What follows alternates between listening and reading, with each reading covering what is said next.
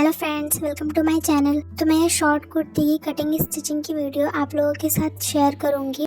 मैंने यहाँ पर 3 मीटर रेयॉन फैब्रिक का यूज़ करा है। प्लेन रेयॉन फैब्रिक मैंने यूज़ करा है। यहाँ पर मैंने इसको 3 मीटर लिया है। आप किसी भी कलर में फैब्रिक यूज़ कर सकते हो। मैंने यहाँ पर लाइट ग्रीन कलर का फैब्रिक यूज़ करा है। इसे हम इसके विड्थ से डबल फोल्ड करते हुए इस तरह से अपने फैब्रिक को रख लेंगे और यहाँ पर हम बैक पार्ट के लिए लेंथ की मार्किंग करेंगे। तो यहाँ पर मेरी जो लेंथ है वो 38 इंच होगी। तो यहाँ पर मैं 2 इंच एक्स्ट्रा फोल्डिंग के लिए यानी कि 14 इंच पर रख के मार्क कर रही हूँ। यहाँ पर 38 इंच पर इस तरह से दोनों साइड पर मैं मार्किंग कर रही हूँ और इस तरह से स्ट्रेट लाइन ड्रॉ कर लूँगी। दोनों ही साइड पर मैंने स्ट्रेट लाइन ड्रॉ कर ली है मार्किंग करके। फिर ऊपर वाले साइड से हम इसकी कटिंग कर देंगे और नीचे वाले साइड पे 22 इंच पर मैंने मार्क करा है। आप चाहो तो इसे पूरा भी रख सकते हो।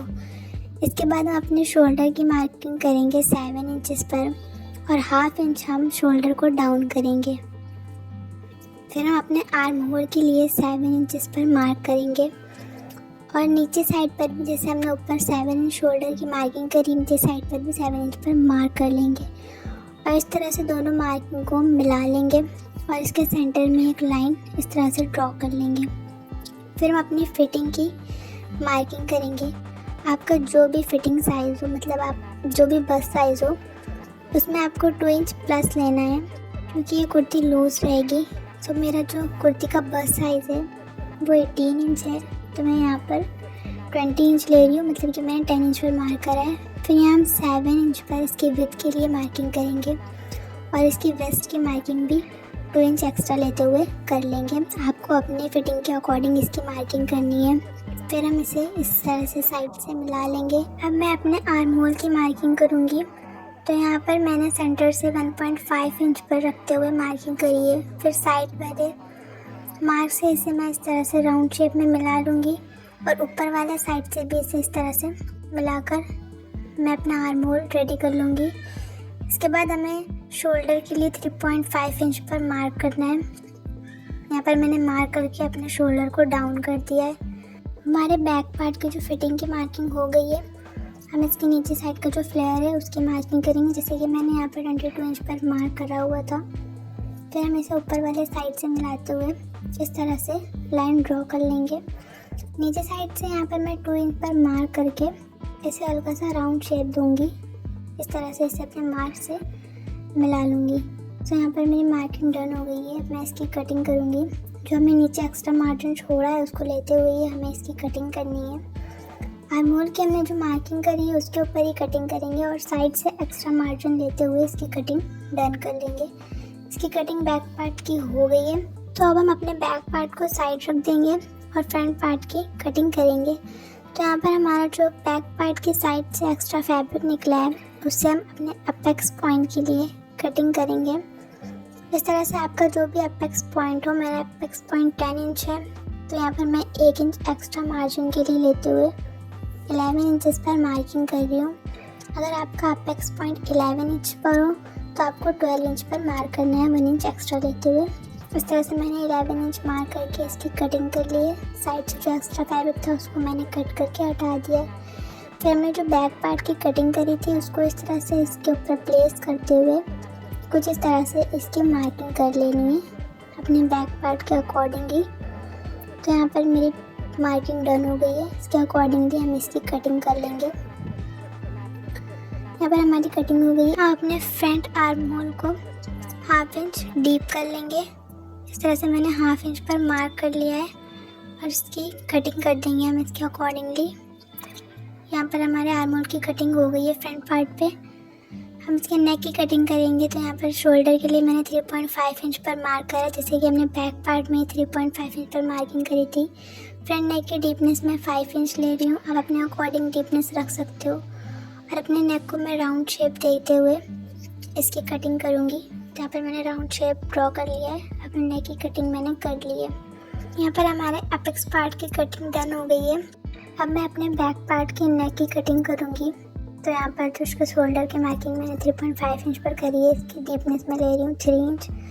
इस तरह से बैक पार्ट को भी नॉर्मल राउंड शेप देते हुए मैंने ड्रॉ कर लिया और मैंने इसकी कटिंग कर ली है। हमारा जो फ्रंट पार्ट का फ्लेयर होने वाला है हम उसकी कटिंग करेंगे। मैंने यहाँ पर फैब्रिक को इस तरह से ट्रायंगुलर शेप में फोल्ड कर लिया है तिरछा। यहाँ पर मैंने बंद वाले साइड को अपने साइड रखा है और ओपन वाले साइड को अपोजिट साइड पर रखा है। इस तरह से हमने जो अपेक्स पार्ट की कटिंग करी थी हम उसको इसके ऊपर प्लेस करते हुए यहाँ से इसकी मार्किंग कर लेंगे। इस तरह से इसकी मार्किंग करके हम इसे हटा देंगे। अब हमने जो मार्किंग करी है हम इसे इस तरह से मेजर कर लेंगे। तो यहाँ पर मेजर करने पर यहाँ पर हमारी जो मार्किंग है वो 16 इंच की आ रही है। अब हम इस तरह से जो ऊपर वाले साइड्स हैं इनको दोनों साइड्स को इस तरह से नाप लेंगे। तो हमें दोनों साइड बराबर चाहिए। अगर हमें दोनों साइड पर कुछ भी डिफरेंस आ रहा है तो हम उसे इक्वल कर लेंगे। दोनों साइड पर बराबर मार्किंग कर देंगे। इस तरह से मैं 21 इंच पर मार्क कर ले रही हूँ और दोनों ही साइड्स को मिलाते हुए मैं लाइन स्ट्रेट कर लूँगी। मतलब मेरे दोनों साइड से इक्वल हो गए। इस तरह से स्ट्रेट लाइन मैंने ड्रॉ कर ली है। तो यहाँ पर ऊपर जो हमने अपेक्स पार्ट की कटिंग करी थी यानी कि 10 इंच, तो हम 10 इंच टेप ऊपर निकालते हुए यहाँ पर इसकी लेंथ की मार्किंग करेंगे। जो हमारा बैक पार्ट है 38 इंच, उसके अकॉर्डिंग हम यहाँ पर 38 इंच पर इसकी मार्किंग करेंगे। इस तरह से पूरे राउंड शेप में हम इंची टेप को रखते हुए 30 इंच पर इसकी मार्किंग कर लेंगे। तो यहाँ पर नीचे साइड पर मैंने पूरे पे ही राउंड शेप में इसकी मार्किंग कर ली है। यहाँ पर हमारा जो फ्रंट पार्ट है वो बैक पार्ट से 5 इंच शॉर्ट रहेगा। तो यहाँ पर मैं 33 इंच पर मार्क कर रही हूँ। प्लस 1 इंच मैंने यहाँ पर एक्स्ट्रा लिया है फोल्डिंग के लिए। तो यहाँ पर 34 इंच पर मैंने मार्किंग कर ली है। इस तरह से हम 34 इंच वाले मार्क को जो हमने पहले मार्क करता 38 इंच पर उसे इस तरह से अटैच कर देंगे। तो यहाँ पर मेरी मार्किंग डन हो गई है। अब हम अपनी मार्किंग पर ही इसकी कटिंग कर लेंगे। इस तरह से मैंने अपने फ्लेयर की कटिंग नीचे से कर ली है। ऊपर से जो हमारा एक्स्ट्रा फैब्रिक है हम उसको भी कट करके हटा देंगे। तो यहाँ पर ऊपर वाले साइड की कटिंग मैंने कर ली है। यहाँ पर मेरा जो फ्रंट पार्ट का फ्लेयर है वो मैंने 30 इंच का लिया है, जबकि हमारा बैक पार्ट 22 इंच का है। आप चाहो तो इससे पूरा भी ले सकते हो या इससे कम भी ले सकते हो। मैंने अपने अकॉर्डिंग इसे लिया है क्योंकि इसका फ्लेयर अच्छा आएगा। तो यहाँ पर हम साइड से एक्स्ट्रा मार्जिन छोड़ते हुए इसकी कटिंग कर लेंगे। तो यहाँ पर हमारे फ्रंट पार्ट का फ्लेयर जो है उसकी कटिंग हो गई है। यहाँ पर मैं इसे ओपन करके दिखा देती हूँ। कुछ इस तरह से हमारा ये फ्रंट पार्ट कट के रेडी हुआ है। तो अब हम अपनी स्लीव्स की कटिंग कर लेंगे। यहाँ पर मैंने फैब्रिक को ले लिया और इसे इस तरह से 4 फोल्ड करके रख लिया है। अब यहाँ पर हम ऊपर साइड से 3 इंच पर मार्किंग करेंगे। यहाँ पर मैंने 3 इंच पर मार्किंग कर ली है। इसके बाद हमारा जो आर्म होल था यानी कि 7 इंच, तो यहाँ पर मैं 7 इंच पर मार्क करूँगी हमारी स्लीव की फिटिंग के लिए ऊपर साइड से। फिर हम इसे अपनी स्लीव को ऊपर से शेप दे लेंगे। मुझे अपनी स्लीव की लेंथ 19 चाहिए तो मैंने यहाँ पर 2 इंच एक्स्ट्रा लिया है 21 इंच फोल्डिंग के लिए। यहाँ पर नीचे साइड पर मोरी के लिए मैं 8 इंच पर मार्क कर रही हूँ कि हम इसमें इलास्टिक ऐड करेंगे। अब साइड से हम इन दोनों मार्क को मिलाते हुए इस तरह से इसकी कटिंग कर लेंगे, साइड से एक्स्ट्रा फैब्रिक छोड़ते हुए। बीच सेंटर से हम एक मार्किंग लगा लेंगे इस तरह से और फ्रंट पार्ट के लिए एक्स्ट्रा आर्म होल की कटिंग कर लेंगे। तो हमारी स्लीव की कटिंग हो गई है। यहाँ पर हम इसकी स्टिचिंग करेंगे। तो जो हमने 2 इंच एक्स्ट्रा रखा था इस तरह से 2 इंच पर मार्क करते हुए दोनों साइड पर मैंने 2 इंच पर मार्क करा है। आप चाहो तो पूरी स्लीव पर कर सकते हो। हम इसे इस तरह से फोल्ड करेंगे और इसकी स्टिचिंग करेंगे। तो यहाँ पर कुछ इस तरह से मैंने अपनी स्लीव की मोरी की स्टिचिंग करी है। तो इस तरह से हमारी स्टिचिंग कंप्लीट हो गई है। यहाँ पर मैं 1/2 इंच के इलास्टिक का यूज़ कर रही हूँ। तो यहाँ पर हमें 1/2 इंच एक्स्ट्रा छोड़ते हुए उसके साइड से स्टिचिंग करनी है ताकि बीच में हमें इतना स्पेस छोड़ना है कि हमारी इलास्टिक इसमें इंसर्ट हो जाए। इस तरह से इलास्टिक के लिए स्पेस छोड़ते हुए हमें इसकी स्टिचिंग कर लेनी है। तो यहाँ पर स्टिचिंग मैंने कर ली। यहाँ पर मैं 7 इंच इलास्टिक कट कर रही हूँ। आप अपने अकॉर्डिंग इलास्टिक लेना, अपनी मोरी के अकॉर्डिंग, मतलब जो भी आपको फिट है। इस तरह से हम इलास्टिक को इंसर्ट कर लेंगे और जिधर से हमने इंसर्ट करा है उधर वाले साइड को लॉक कर लेंगे। फिर हम दूसरे साइड पर इसे इस तरह से निकाल करके दूसरे साइड को भी लॉक कर लेंगे। तो कुछ इस तरह से हमने इलास्टिक को इंसर्ट कर लिया है, दोनों साइड से ये लॉक कर लिया है। उसे हम इस तरह से एडजस्ट कर लेंगे और इसकी साइड की स्टिचिंग कर लेंगे। तो हमारी स्लीव की साइड की स्टिचिंग मैंने कर ली है। यहाँ पर हमारी स्लीव्स रेडी हो गई हैं। कुछ इस तरह से हमारी स्लीव बन के रेडी हुई है। इस तरह से हमारी स्लीव को रेडी कर लिया मैंने। इसी तरह से मैंने दूसरी स्लीव को भी रेडी कर लिया है सेम। अब हमारी जो कुर्ती है उसकी स्टिचिंग करते हैं। तो यहाँ पर मैंने जो अपना फ्रंट पार्ट का फ्लेयर है उसे लिया है, हम इसके ऊपर साइड पर स्टिचिंग लगाएंगे।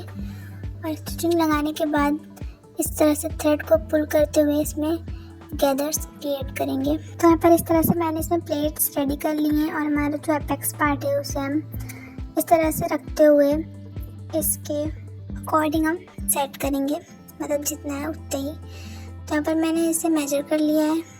अब इस तरह से मैं ऐसे रखते हुए इसकी स्टिचिंग कर लूँगी। यहाँ पर मैंने इसे अटैच कर दिया है। यहाँ पर मैं 1.5 इंच की एक पट्टी ली हूँ स्ट्रेचेबल, मतलब कि जिसे मैंने ऑरेप कट करा है। इस तरह से मैं गले में अटैच करके इसको स्टिच कर लूँगी। यहाँ पर मैंने अपना फ्रंट नेक रेडी कर लिया है। अब हम अपने बैक पार्ट के नेक को भी इसी तरह से रेडी करेंगे और साइड्स की स्टिचिंग कर लेंगे। तो यहाँ पर मेरे साइड्स की जो स्टिचिंग हो गई है और मेरा बैक नेक भी रेडी हो गया है। अब हमारा जो नीचे का पार्ट है उसको देख लेते हैं। हमारा बैक पार्ट जो है वो फ्रंट वाले पार्ट से काफ़ी ज़्यादा लंबा हो रहा है, मतलब कि 2-3 इंच का डिफरेंस आ रहा है। तो हम कुछ इस तरह से इसे फोल्ड करते हुए बैक पार्ट को इस तरह से मिलाते हुए इसे इस तरह से फोल्ड करते हुए रखेंगे। और हमारे जितना भी फैब्रिक एक्स्ट्रा हो रहा है वहाँ से हम इसकी मार्किंग करेंगे। इस तरह से मार्किंग करते हुए हम अपने बैक पार्ट के नीचे साइड से इसको इस तरह से मिला देंगे राउंड शेप में और इसकी कटिंग कर लेंगे। सो यहाँ पर ये कट हो गया है। कुछ इस तरह से इसका लुक आया है नीचे से। तो हम इसे इस तरह से डबल फोल्ड करते हुए इसकी स्टिचिंग कर लेंगे और हम इसमें स्लीव्स को अटैच कर लेंगे। यहाँ पर दोनों स्लीव्स को हम अपनी कुर्ती में अटैच कर लेंगे। तो हमारी स्टिचिंग यहाँ पर कंप्लीट हो गई है। ये रहा हमारी कुर्ती का फाइनल रिजल्ट। अगर आपको ये कुर्ती डिज़ाइन पसंद आया हो तो मेरी वीडियो को लाइक करके चैनल को सब्सक्राइब करना बिल्कुल भी ना भूलें। और ऐसे ही न्यू और इंटरेस्टिंग ड्रेस आइडियाज़ के लिए मेरे चैनल से जुड़े रहें। सो यार please don't forget, please like, share and subscribe.